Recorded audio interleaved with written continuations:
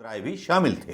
इसके बारे में पूरे दिन ट्विटर पर, सोशल मीडिया पर विनोद राय के बारे में चर्चा होती रही और कांग्रेस समेत कई नेताओं की चर्चा हुई और कई फैसलों की चर्चा हुई। मैं पहले बताना चाहूंगा कि 2G स्कैम क्या था। सारे चोर जो इकट्ठे हो गए वो इस देश को नीलाम कर देना चाहते हैं, चाहे नेता हो, अभिनेता हो, सब अपना अपना काम कर रहे हैं। कोई अभिनेता नंगा हो जाता है और किसी अभिनेता को नंगा करके बदनाम कर दिया जाता है।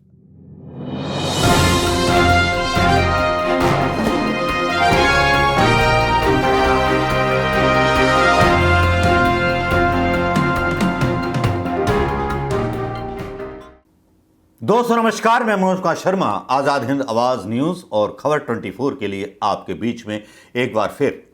आज बात करेंगे बहुचर्चित 5G स्कैम के बारे में। जी हां, 5G को स्कैम बताया जा रहा है विपक्षी पार्टियों के द्वारा, लेकिन यहां सवाल उठ रहे हैं उस स्कैम पर भी जो 2G स्कैम में हुआ था, जिसमें विनोद राय भी शामिल थे। इसके बारे में पूरे दिन ट्विटर पर, सोशल मीडिया पर विनोद राय के बारे में चर्चा होती रही और कांग्रेस समेत कई नेताओं की चर्चा हुई और कई फैसलों की चर्चा हुई। मैं पहले बताना चाहूंगा कि 2G स्कैम क्या था।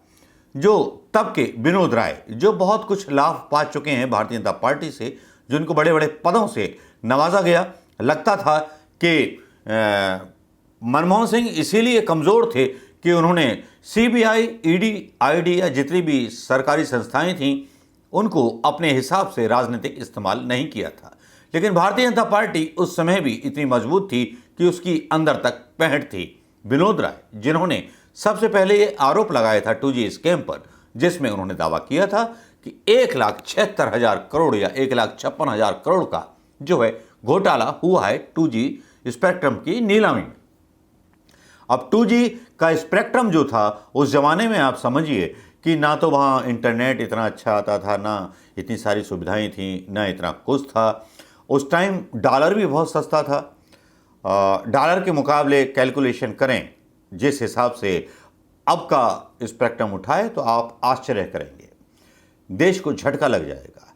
देश जो महंगा पेट्रोल खरीद रहा है, देश जो महंगा सिलेंडर खरीद रहा है, देश जो महंगा किराया दे रहा है, देश जो टैक्स पर टैक्स दे रहा है, उसको झटका जब लग जाएगा कि जब उसको पता चलेगा कि जो 5G स्पेक्ट्रम की नीलामी हुई है वो 2G स्पेक्ट्रम की नीलामी से भी नीचे के उसमें हुई है, जबकि उसको ज़्यादा होना चाहिए था। 2G स्पेक्ट्रम की कहानी मैं आपको बताना चाहूँगा। 2G केस लगाया गया पटियाला कोर्ट में, जिसमें मंत्री शामिल थे एराजा द्रुमुक, सांसद कनीमोझी और सभी आरोपियों को बरी कर दिया गया था। देश के सबसे घोटालों में से एक माने जाने वाले 2G घोटाले का कोर्ट का फैसला आया और निपटा दिया गया। ये 1,56,000 करोड़ की बोली थी, जिस पर दावा किया था कि 1,56,000 करोड़ का घोटाला है। यहाँ कोई सबूत नहीं था, कुछ नहीं था, आरोप लगा दिए गए और रिहा कर दिए गए। लेकिन यहाँ अब आते हैं अंबानी के उस नेटवर्क पर, जिसके बड़े चर्चे गाए जा रहे हैं आज सोशल मीडिया पर भी और न्यूज़ चैनलों पर भी। बड़े गाहे बेगाहे बातें चल निकली हैं BSNL की बर्बादी की। BSNL को हालांकि कुछ सहायता देने की सोची है मोदी सरकार ने, उसके बारे में अलग से एक वीडियो बन सकता है। लेकिन यहाँ 5G का ऑक्शन होता है, 5G की स्पेक्ट्रम की नीलामी समाप्त होती है, 1.5 लाख करोड़ रुपए की बोली लगती है 2G स्पेक्ट्रम से भी सस्ती। कल्पना कीजिए, उस टाइम डॉलर 2014 में 60 रुपये होगा या 40 रुपये होगा, उसको कल्पना कीजिए और महंगाई की कल्पना कीजिए। उस टाइम सिलेंडर 400 रुपये था, तो 1 लाख मतलब 1.5 लाख करोड़ रुपए की बोली लगी। मतलब जो 2G था उससे भी कम की बोली लगाई गई। और 5G के लिए किसकी जेब से कितनी ढीला हुआ मनी, तो रिलायंस जियो ने 88,078 और एयरटेल ने 43,084, वोडा आइडिया ने 18,784, अदानी ने 2,212, कुल बोली 1,50,173 की लगी।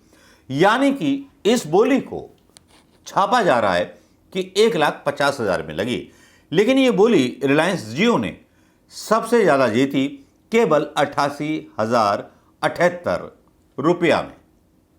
ऐसा लग रहा है कि 5G को पट्टे पर बांट दिया गया हो।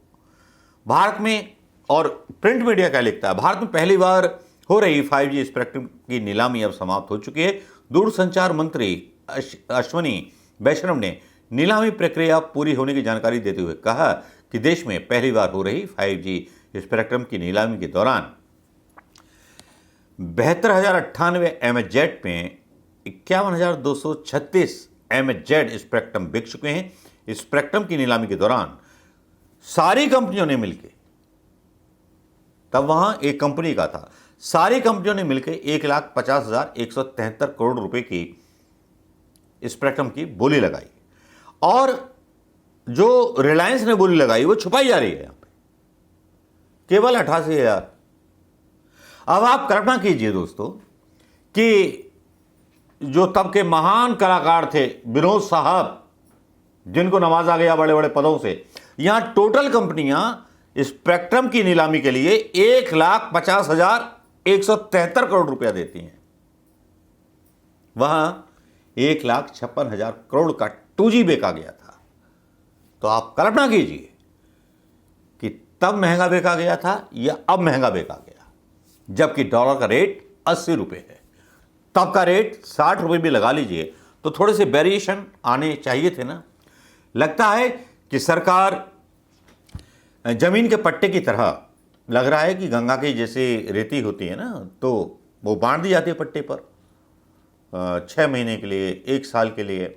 तो उसी तरह पट्टे पर बांट रही है 5G की स्पीड को। इसका कितना महंगा गेम भारत के हर नागरिक को चुकाना पड़ेगा ये मैं नहीं कह सकता, लेकिन इतना तो दावा है कि इसमें करप्शन भी हुआ है, इसमें रिश्वत भी ली गई है। लेकिन इसको साबित कैसे करेंगे? साबित नहीं कर सकते। न्यायपालिका कब्जे में है, बीच के लोग सब कब्जे में हैं, सारे चोर कब्जे में हैं, सारे पैसे खाने वाले कब्जे में हैं, सारे चोर जो इकट्ठे हो गए हैं वो इस देश को नीलाम कर देना चाहते हैं। चाहे नेता हो, अभिनेता हो, सब अपना अपना काम कर रहे हैं। कोई अभिनेता नंगा हो जाता है और किसी अभिनेता को नंगा करके बदनाम कर दिया जाता है। इस देश की परेशानी ये थी कि देश को ISI और अमेरिकी एजेंसियों से खौफ रहता था, लेकिन 2014 में अपने ही देश के लोगों ने, संघ के लोगों ने इस देश पर कब्जा कर लिया, इस देश का दिमाग बदल करके। तो आज महंगाई की मार से जूझ रहा देश आज सवाल नहीं उठा रहा। आज कोई विनोद राय नहीं है जो उठाए सवाल 5G स्पेक्ट्रम की नीलामी के ऊपर। कहाँ 1,56,000 में, 1,56,000 करोड़ में नीलाम हुई 2G, और आज कहाँ नीलाम हुई 88,078 की 5G। अगर मूर्ख हो तो समझ में नहीं आएगा, अक्लमंद हो तो समझ में आ जाएगा। नमस्कार, जय हिंद दोस्तों। कितने मिनट का